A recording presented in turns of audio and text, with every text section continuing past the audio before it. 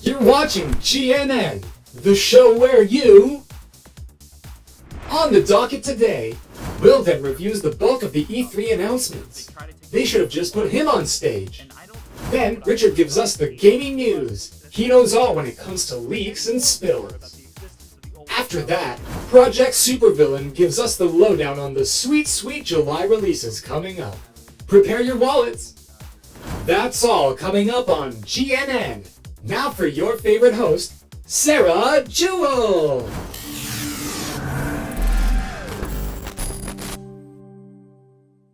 Hello to all my guys, gals, and non-binary pals, and welcome to Gaming Nest News.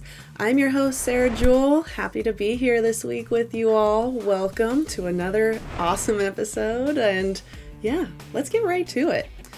Our latest update is going to be coming from Wilden, and as we remember from last week, he really dove into that conspiracy theory, so let's see if he's recovered enough to bring us another update, another kick-ass segment. So Wilden, you there? Hey y'all, Wilden here, and we're talking about E3. That's right, E3 happened, and it was interesting. It was an interesting experience. They did a first full digital event this year, and depending on who you were, this E3 could have been a well-needed good E3 or a disappointing bit of a slogfest E3, depending on who you are and what you were watching it. This E3 had a lot of events that may have at the end of the day not necessarily be needed or to be even part of E3. Maybe like the 4-day coverage seemed a little long on this front. There was a lot of talks that happened during E3. There was a lot of, important talks during E3, like, diversity and people gaming, stuff like that. Issues that do need to be addressed in an environment like E3. But is that something that you put in the middle of the show where people are watching it for gameplay news and trailers and stuff? Is that the place? It's not quite clear, because E3 is a big arena place that has a lot of eyes on it, and that is, like, in a way, the best place to have those talks and conversations. But then when you have it on the stream where people are kind of demanding one thing and getting something else, is it having that much of an effect?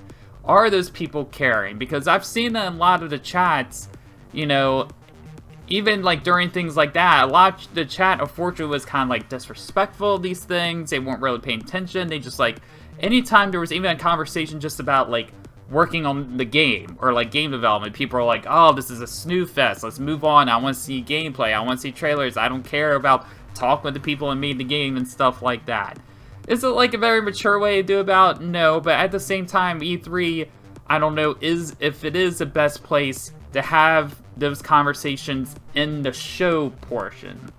Now, granted, during like E3, when you have the actual convention and things like that, like when you used to watch it on the G4 or Electric Playground or things like that, you would have the people come talk about their game and do interviews and all that after all the presentations were done, right? So all the stuff they were watching presentations for to get the trailers and all that, then that audience, if that's all they wanted, then they didn't watch this E3 with all these interviews and developers and stuff. And so what they did was they tried to take the two and combine it, and I don't quite know if it worked. The real winners, I think, were the indies. This was a good year to have indies, and hopefully this carries the momentum that going forward with E3, when it gets back to kind of maybe a little bit of an old school way of doing things, where you have more of just the bigger stuff, there will be still an equal amount of indies there and all that.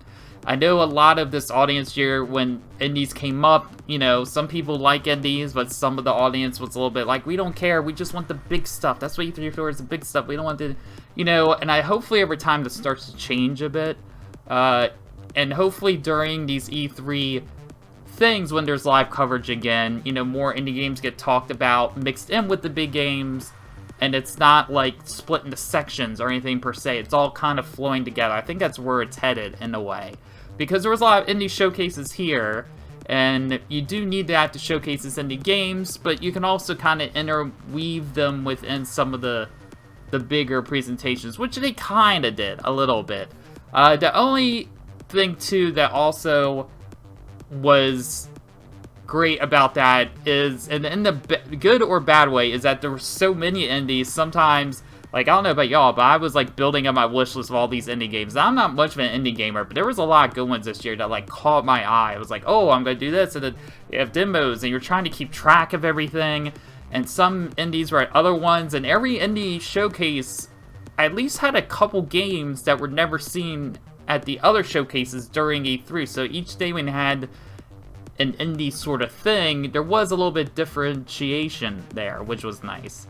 But there were some slow-mos, like the PC Gaming Show for me felt like a little bit of a slogfest and everything like that.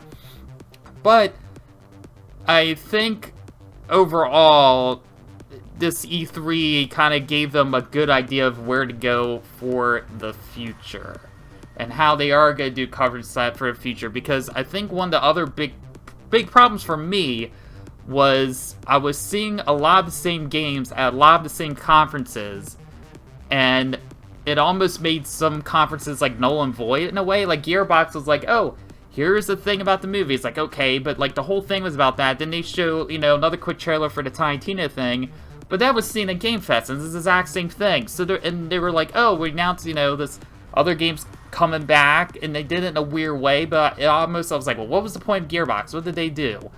And kind of with like Capcom, they went into like a deep dive into, you know, the Ace Attorney Chronicles game, and it was great to see that, but that's kind of thing you put on a YouTube or something that you would have done in an interview coverage after like the big presentations were done. You would have had a quick trailer and that's it. So to kind of throw in these deep dives and an audience that expects just trailers, some gameplay, and they don't want like a lot of talking and things like that. There was a lot of things that were a lot of talking. The Back for Blood thing, it was just like that. The good thing was, at least for like Back for Blood, it was short. It like knew its runtime was a little short, but some of these things kind of dragged on a little bit. It would kind of kill the momentum for the rest of E3. And just having these different sort of companies, all their stuff, the momentum would kind of go up and down like this, and depending on the day. So overall, I felt like it was like a bit of a mess. Hopefully, things will get better from here. I've done conversations with people. Some people think this was like a really good E3. Some people not so much. It just, like I said, depends on who you were as an audience, how this kind of E3 hit you. Meantime, guys, I will see you on the next one. Thanks for that update, Wilden. Glad to see you still hanging in there, buddy. It's great to see you. And, you know, that's another great segment that we like to feature here on GNN. And speaking of great segments, we want to see what you can do. We know our community is talented, so send us those clips, those segments, those highlights. Right on over to info@nesthq.online. Again, that's info@nesthq.online.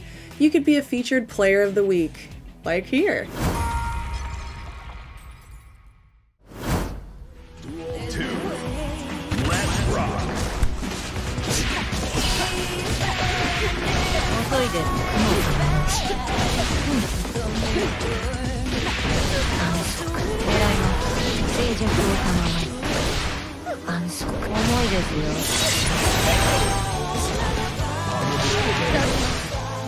Perfect.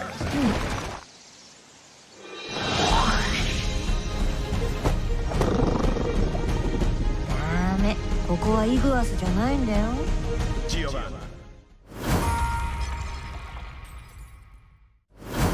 Thank you for those awesome submissions. That's what we love to see. And coming up next is one of our regular contributors, Richard, who, as we all know, always brings us a great story.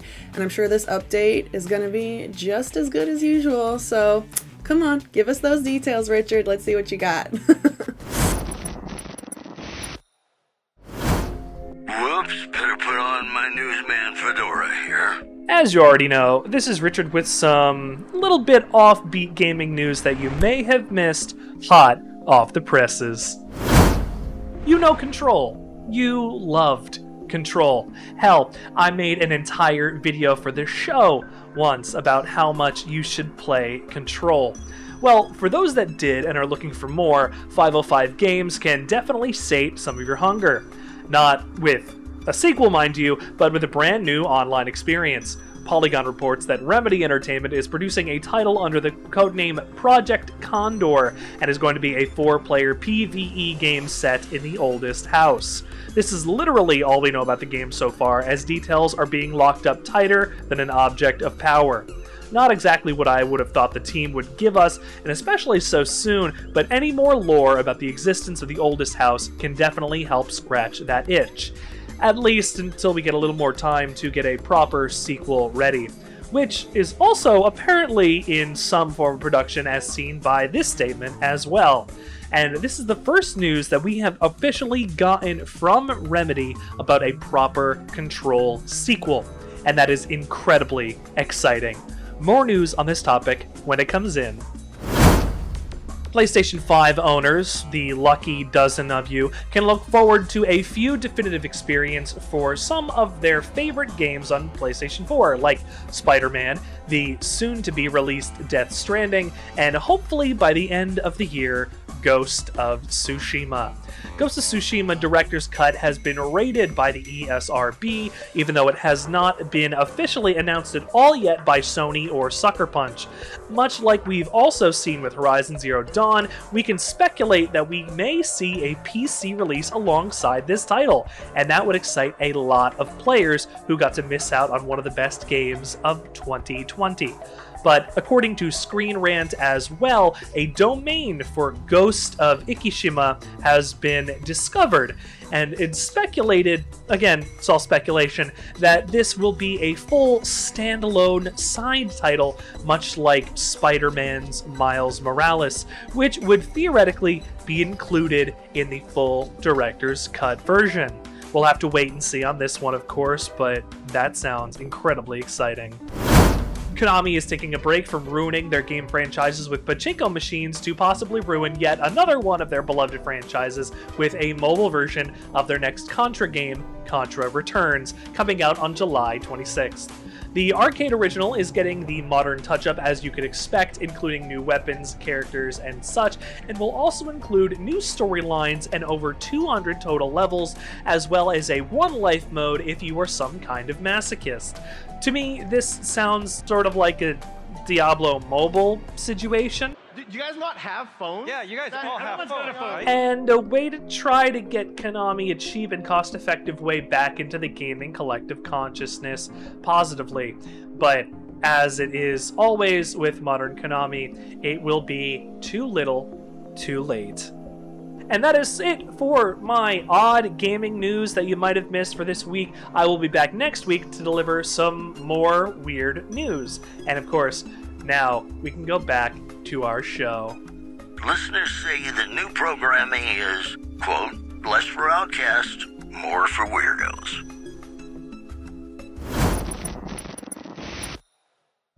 Thank you, Richard. Always a pleasure, man. It's great to see you. And folks, you know, again, we want to see what you can do. Our community is so talented and we just want to put you up on this big screen, you know? So send us those clips, those highlights, those segments, whatever you create, send it to info@nesthq.online. Again, that's info@nesthq.online.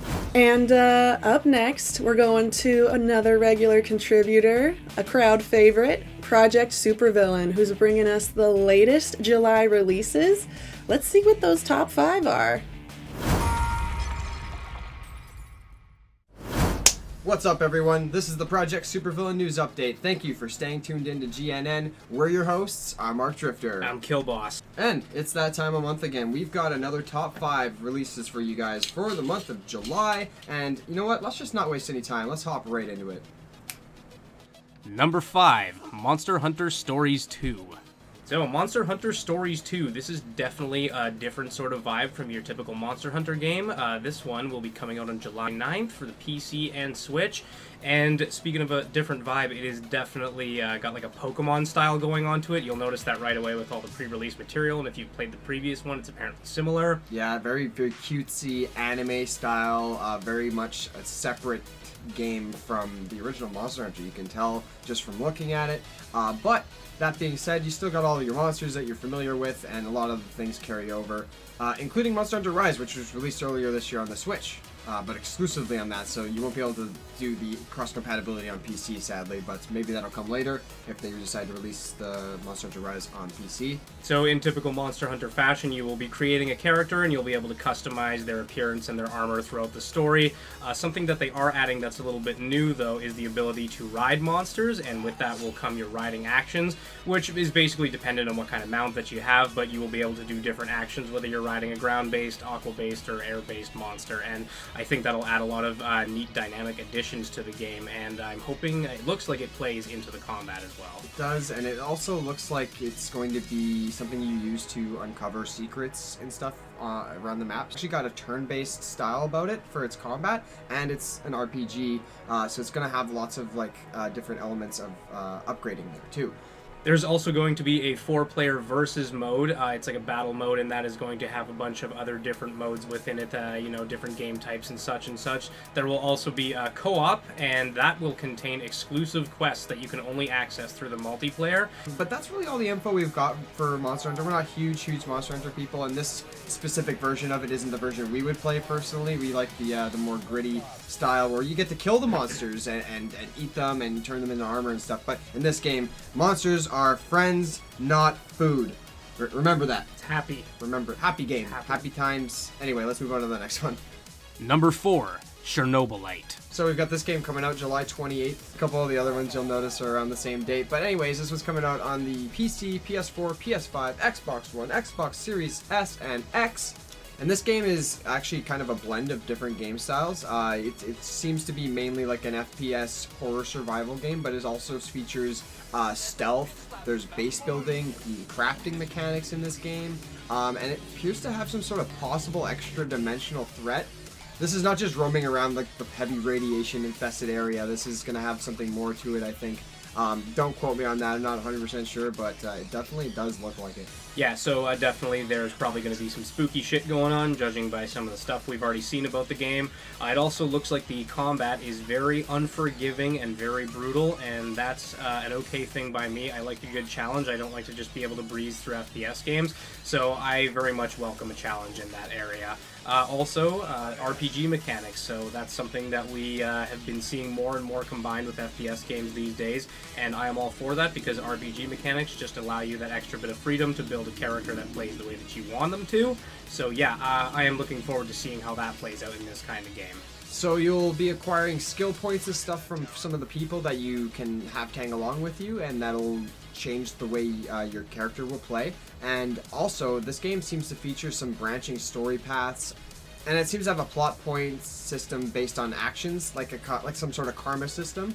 So essentially, like, you know, you could be in one mission, depending on a decision you make or what you do in the mission, who you kill and whatnot, it might affect something that happens later on in the game. And I always think that's a really cool effect if they nail it the right way. And yeah, this game definitely has some like Stalker and Metro vibes to it. It's very gritty and very tactical looking even. I'm liking the looks of this, so we might take a look at this. This is some like awesome, this is real Russian sci-fi. This is good. I like it. Even in the trailer, you see a dude doing a Slav squat, and it's awesome. I know, right? It's like that's a proper squat right there. Take notes, gentlemen.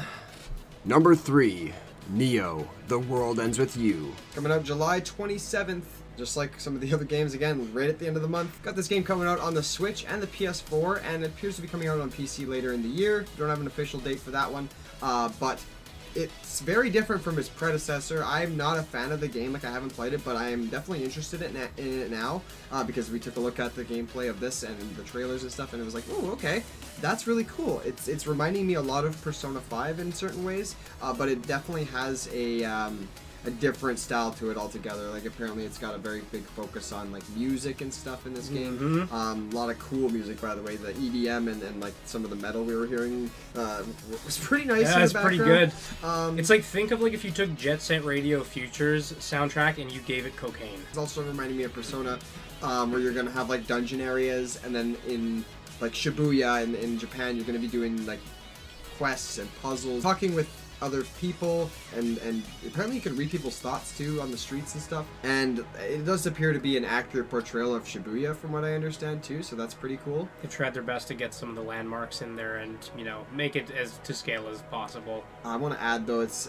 does have fixed camera angles for these parts, Yes. so you don't get to like explore quite like you'd hope, but the way they've made it work, the way that you walk around in the city and the way that the camera moves around and is very like active and fluid, I do think it is a very cool decision that they made. It might be good. I'm gonna have to wait and see how it plays before I make that decision. Right.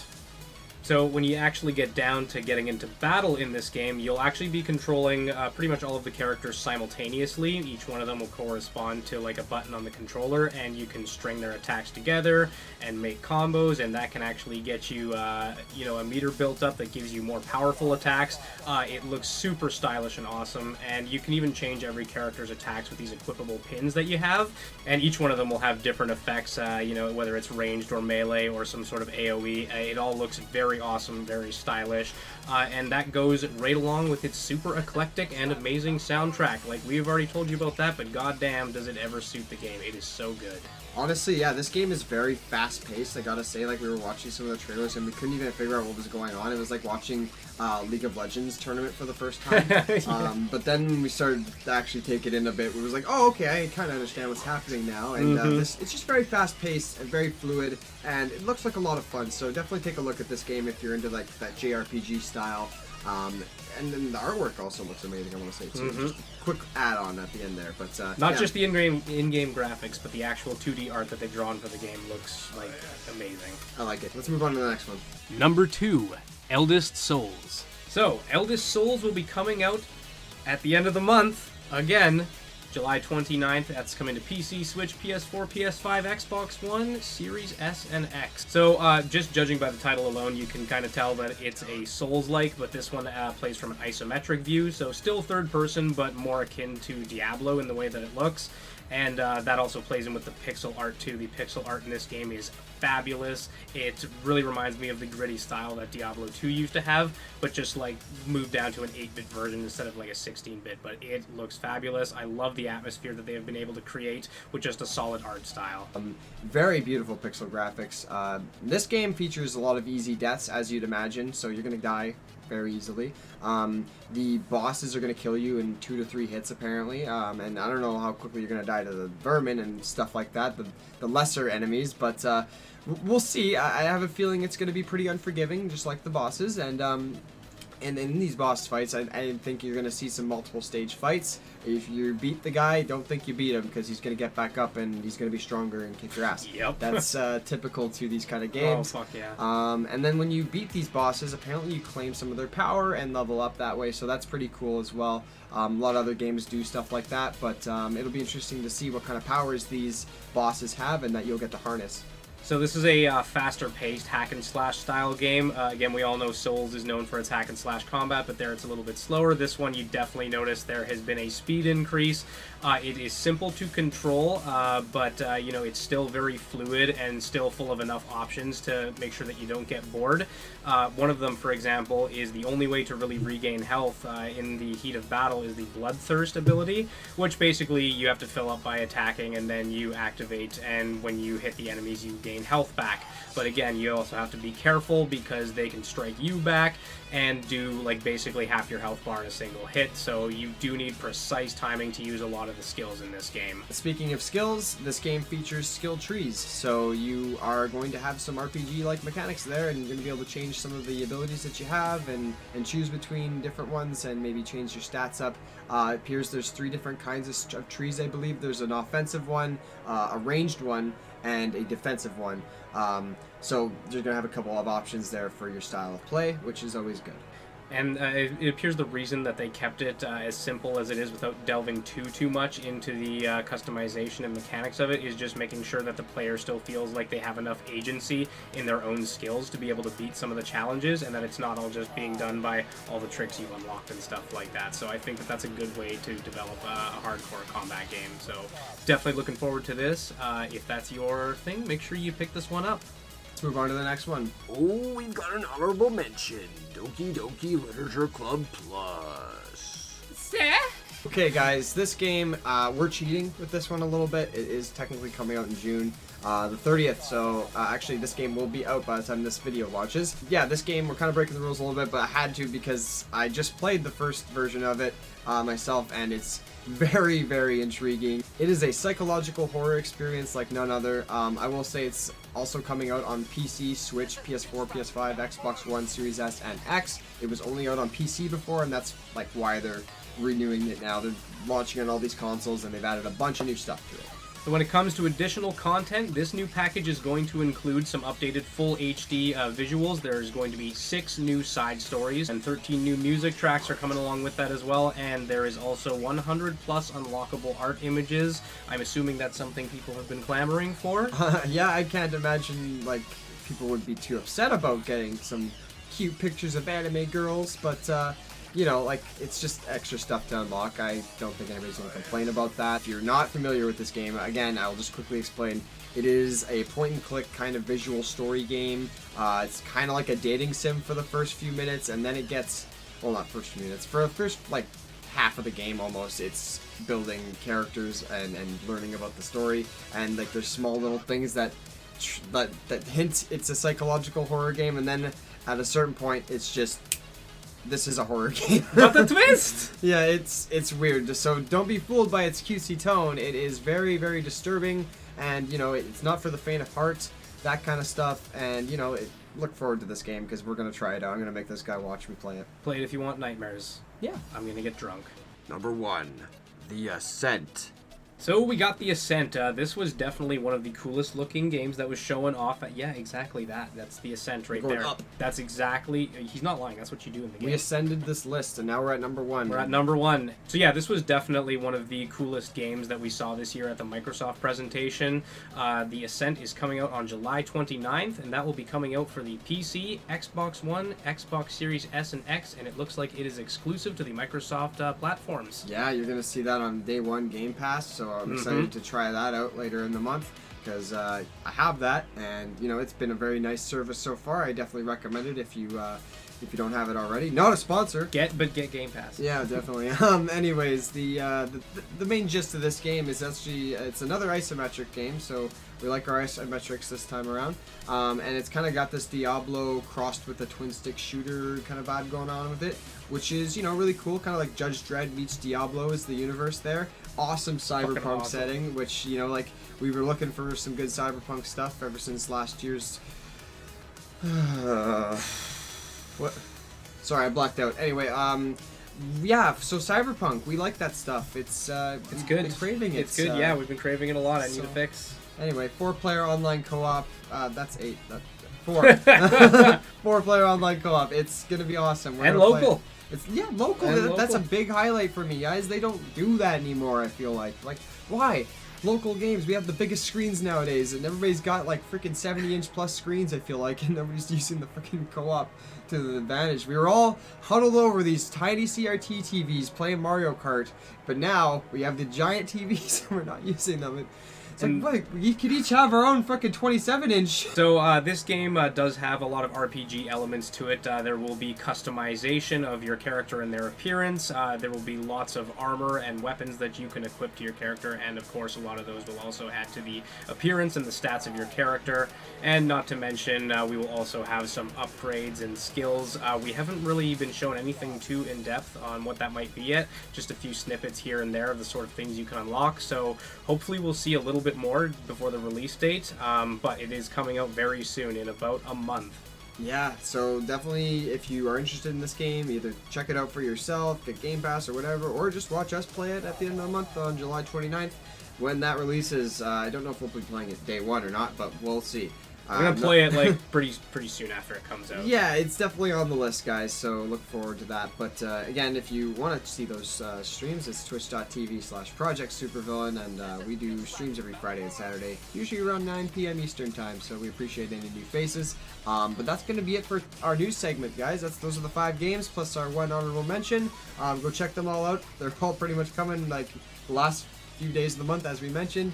And yeah, they all look pretty awesome. So that's, without further ado, let's get the hell out of here, shall we? All right, make sure you guys stay tuned to Nest because the show isn't over yet, but we will see you guys next week. So thanks for joining. Thanks for watching. Bye. Thanks, guys. Appreciate you, Project Supervillain. You know, those were a lot of really great games. I'm actually kind of into the Monster Hunter stories. I love a good RPG, and if it's cute like Pokemon, why not? So that's one I definitely may be trying. I suck at first-person shooter games, so point and click, Doki Doki, that might be right up my alley too, so long as I don't get nightmares. So, you know, folks, we love having you here, but unfortunately that just about wraps up our show. You know, we really are looking to see what our community can do. We're looking for contributors who want to be featured on the show.